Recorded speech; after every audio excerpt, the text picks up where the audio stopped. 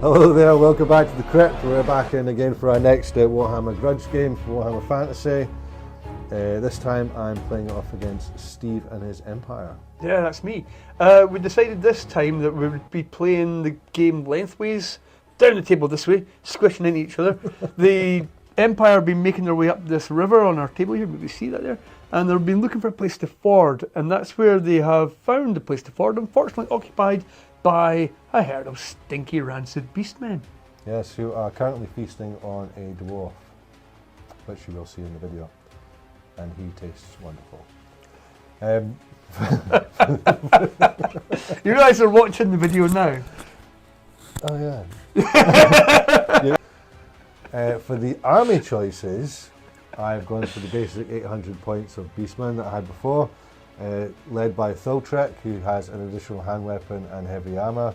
He has with him his Chaos Spawn, Num Num, 2 units of 30 Gores, both with full command, 1 with hand weapon shields, 1 with additional hand weapons, and we also have 2 units of 10 Warhounds.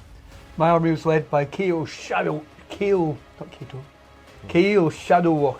a mighty battle wizard. Emphasis on the battle because he carries a mighty sword. Screeching Blade it's called. He calls it Bob. So he's got a sword, Screeching Blade. He's got a talisman of preservation, gives him a 5-up ward save, and he had a block of 20 halberdiers, 20 militia, and 2 blocks of 10 archers and 5 pistoliers with him, and a mighty great cannon. Yeah. No, solid army. Hopefully it does. So for deployment, Rude. I'm going to be rude to everyone. I want to win, Steve. I want to win. So for deployment, I had a unit of Gores with Thultrek in it on the leftmost side. To his left, there was a unit of Warhounds. Num Num was holding the direct centre, and to the right, I had another unit of Warhounds with the unit of 30 Gores with the hand weapon shields behind them. Yeah, when I deployed my guys, I started out by thinking where I wanted to put my cannon. That was basically where my deployment's based around. And I had a good line of fire right up the centre of the battlefield across on a good angle. So I thought I'll put my ranged troops on one side. So from my perspective, on my left-hand flank, I had my cannon, then 2 units of archers, and then a solid block in the middle of halberdiers, and then militia, and then protecting my flank, I had my pistoliers. Yeah, that's it. So what we'll do is we'll squeeze on to turn 1, which we should actually mention before we do turn 1, is that we both actually use vanguards. So for myself, I actually vanguarded the left-hand unit of Warhounds. They only went 8 inches just around the side of the hill, and the unit of Warhounds on the right, they went for the full 12 inches and sort of cut into the middle of the battlefield. Yeah, I ran my pistoliers forward to try and take the hill. I wasn't really sure whether I was going to try and harass the Gores in the centre or try and stop the dogs. I kind of had a feeling I might be able to beat the dogs in combat. I was tempted to leave them, but I was keeping my options open at that point. Mm-hmm. And for first time, we just, due to the scenario we were playing, which was the Empire walking on the Beastmen encampment, we decided to give the Empire first turn, which we felt fit in pretty well with what we were after. So we will go on to turn 1.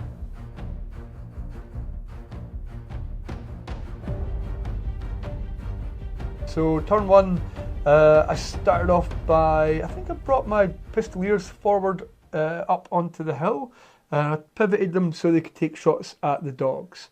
And then I went into my magic phase and cast the Withering on the unit of dogs on my left flank, and then proceeded in the shooting phase to take, I think I took 3 off, or did I take 2 off? You killed 4 of them. Did I kill 4? Yeah, you killed 4. You sure? Yeah, killed 4 Warhounds. I killed 4 Warhounds, that was good shooting. Yeah, that was peak performance for those guys. Who fled immediately after. Yeah. Yeah, so we saw off those pesky dogs with their weak toughness of 1, with the Withering on them. I think the pistoliers maybe did 1. Yeah, they killed one dog on the other flank, and that was my whole turn. Your cannon also shot and killed a Oh Gore. yeah, my cannon shot and killed a Gore. Because at this point, I was aware that these big blocks of Gores were coming at me, and it was what I wanted to do was try and take some of their numbers off them. And I thought, well, but my best tool for that would be the cannon. But there was a big distracting spawn in the way, wasn't there? Well, you landed a direct hit and then it misfired, so it just basically killed the one it hit, which Yeah. was directly in the middle of the unit. Yeah, well, the misfire was later. Misfire was later. Oh, well, yeah. No, but you rolled a misfire. Oh, yeah, I on rolled the a bounce, misfire. on the bounce. Oh, yeah, you're right. Squished. I killed one gore. Yeah. I remember now.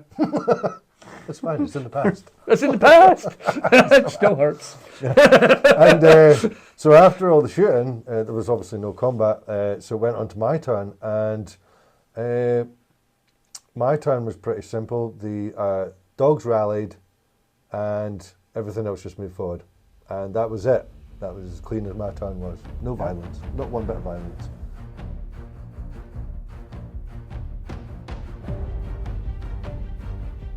So going into turn 2, the Pistoliers turned and unleashed another... Oh wait, I'm getting ahead of myself. Pistoliers were the only thing that moved on my side. But then the magic phase again, I think at this point, because your spawn had moved forward into the sort of middle of the battlefield, I think I tried to cast Pit of Shades. Yeah, that's right, yeah. I tried to cast Pit of Shades and I successfully cast Pit of Shades. But because I was needing to use... It was quite a hard spell to cast for level 2. And I figured I needed like 5 dice to actually have a chance of casting it. I thought, well, why not just 6 dice it and we'll use the biggest version of the spell. The biggest version of that spell gives it a 2d6 scatter, which really fired off. Because I thought, when I fired basically at the back of the spawn, and from that position I thought, well, no matter what direction it goes in, it's got a good chance of hitting somebody. But it went a good 10 inches straight back and hit the dogs that had rallied in the turn before, sending them packing again. Yeah. Oh no, they rallied that time. No, they were okay, but I killed some more. They didn't run away. They held, but... No, they didn't run away. See, I But get disappointed in you did retrospect. get the irresistible force, and then you got power drain, so you lost your spell as well. It could have been worse, so to be fair. Yeah, it could have been worse. Could have been worse. But I think I was happy with the fact you lost that spell. Yeah, initiative testing as Beastmen wasn't going to end well. No. So yeah, I'm glad that happened. And then you cannon when you went. Yeah, so I thought, well, see, my initial only thought here was I've got 2 options to deal with the spawn. I can either fire my archers at him and hope to just kill him with weight of dice, or I can use my cannon. And then the cannon had a chance of clipping the gores behind him as well. So I thought, well, do you know what, we'll take a shot at the spawn with the cannon. Cannon misfired, disappeared in a puff of smoke. And then I decided I would have to deal with the spawn somehow, so I unleashed 20 arrows into him, doing absolutely no damage. Brilliant. Num-Num's muscles are immense. And then you had your Pistoliers. Yeah, Pistoliers unleashed their hail of little bullets into the little doggos, and the little doggos took another couple of hits, didn't they? No, it was the gores you shot at. Did I shoot the gores? Shot at the gores. And you killed the gore. I killed a gore. Killed the gore. Yeah. Shooting was really ineffective. Like, units of 30, you really need to be killing more than 1 a turn. Yeah. That's true. So, for my turn, I didn't have any charges again. So Num actually rolled a 15-inch on his movement, so he just shot straight forward, straight on the forward, and he was standing in front, between the archers and the halberdiers. The dogs moved to face the Pistoliers, so they kind of shuffled round the back, and all the other units, the gores, just moved forward, and the unit of warhounds that were left after being hit by the Pit of Shades, they just shuffled forward on the other side of the hill, and I was going to try and sandwich if the chance arose to kill the Pistoliers. That was it. So then we moved on to turn 3.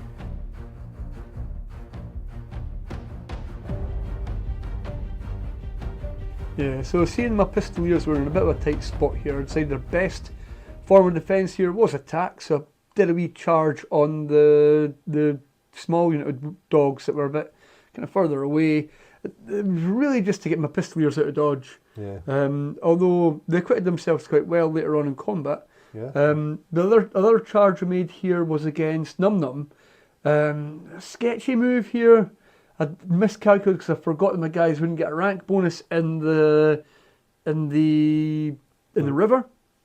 I thought I'd be able to beat them on static combat res, but that wasn't going to work that way.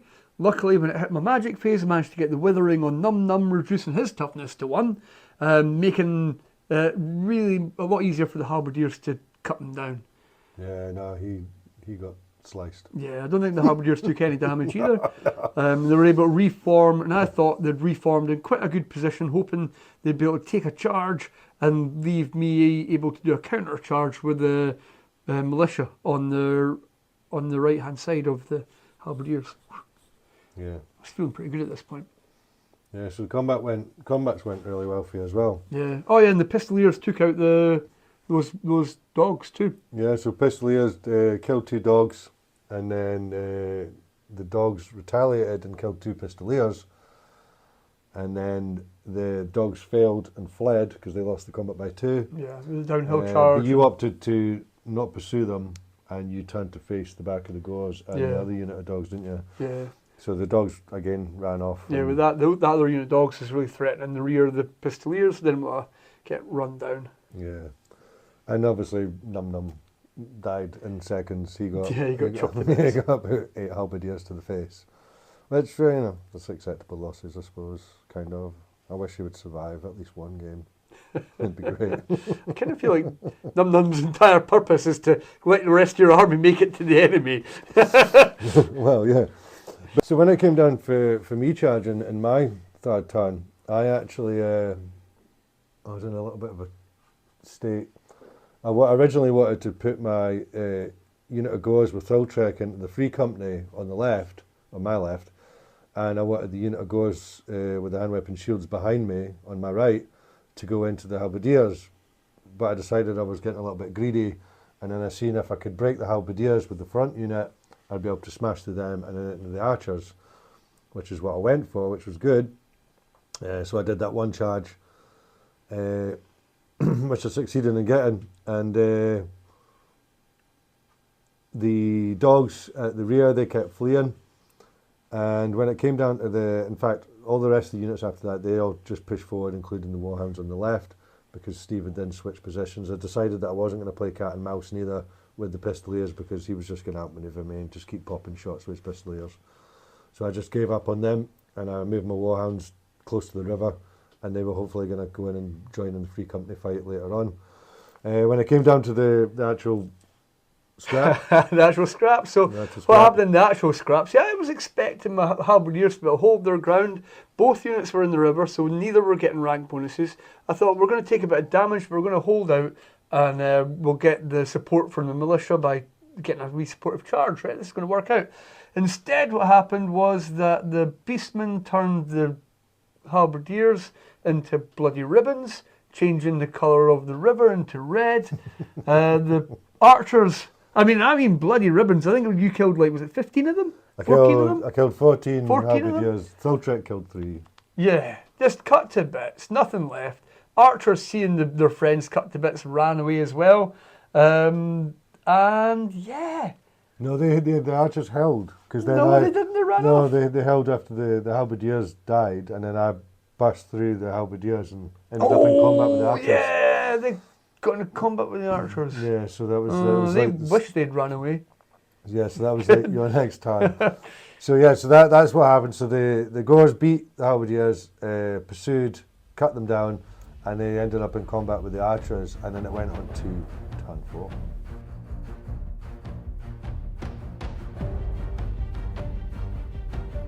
So for turn 4.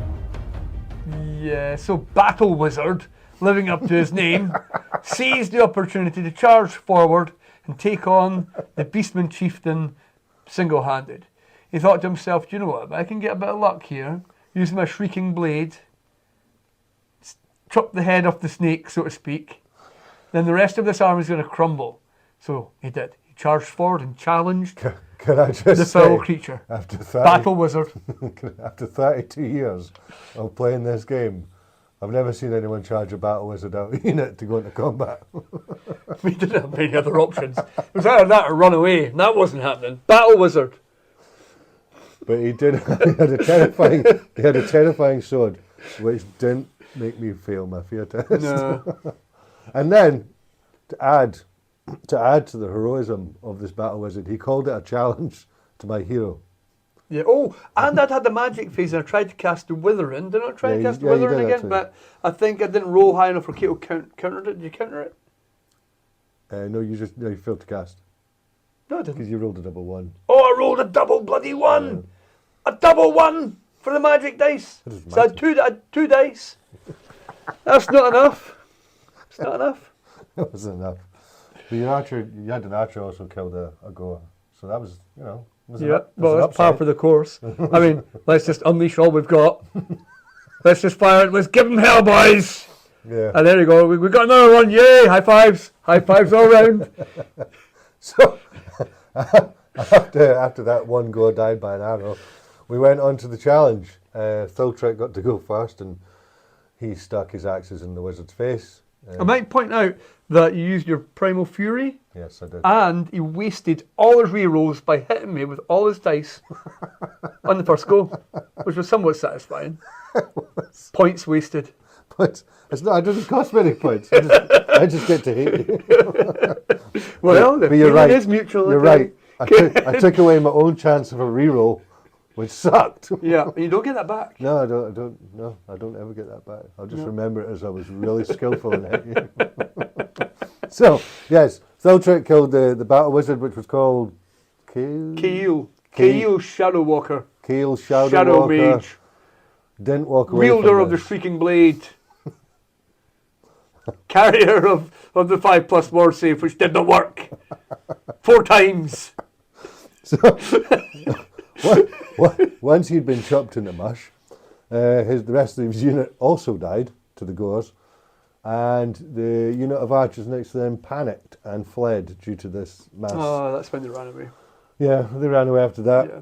And then I reformed to face the Free Company, which all 3 units, both units of goers and the warhounds, declared a charge. You declared And fled. fled. And I was being somewhat optimistic here, hoping that I could perhaps split them up, and then when a rally, maybe fight less than 3 units at a time. Maybe.